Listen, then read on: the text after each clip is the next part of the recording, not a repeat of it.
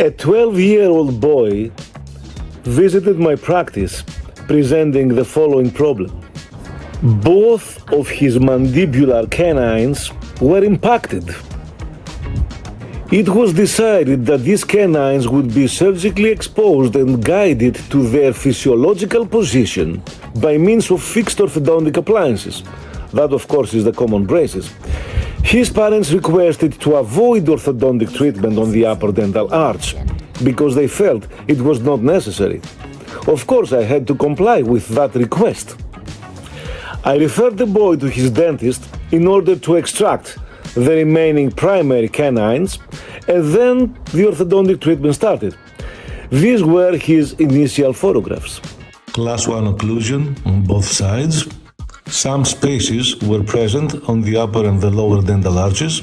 A little bit of alignment was needed on the upper dental arch, but the patient and his parents didn't mind about that. Braces were bonded in the lower dental arch, and after 2 months, the surgical exposure of the mandibular canines was performed.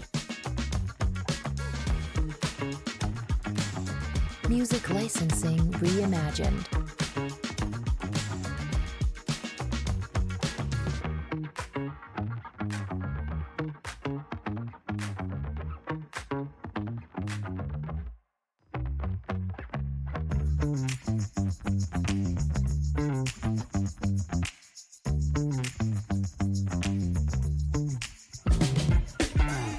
Artlist.io.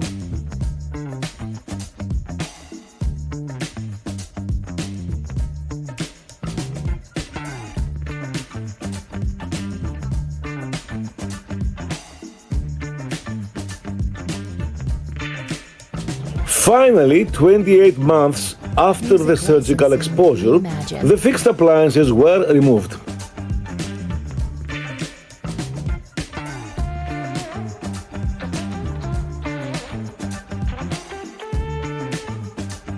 I was somewhat concerned about the fact that the gum lines of these canines were receded, so I decided to follow up on this particular case for a few years.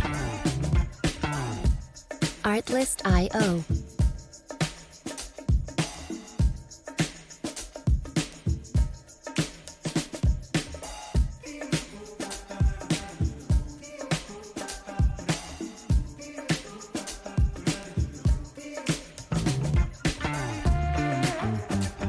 Music licensing reimagined.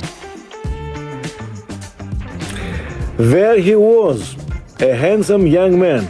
I gave him final instructions for retainer wear, and he went on with his life.